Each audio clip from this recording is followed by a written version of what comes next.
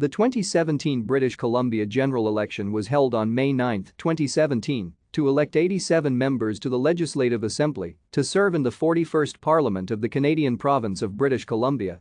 In the 40th Parliament prior to this general election, the British Columbia Liberal Party formed the government under the leadership of Christy Clark, while the BC New Democratic Party, under the leadership of Adrian Dix and then John Horgan, formed the official opposition.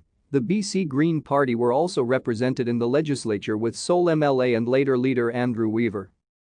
It was the first election contested on a new electoral map completed in 2015, and the total number of constituencies had increased from 85 to 87. New districts were added in Richmond and Surrey, while the boundaries of 48 existing electoral districts were adjusted. The election saw no party win a majority of seats for the first time since the 1952 election. The Liberals won 43 seats, the NDP won 41 seats, and the Greens won 3 seats. Thank you for watching. Like and subscribe if you would like to view more of our videos. Have a nice day.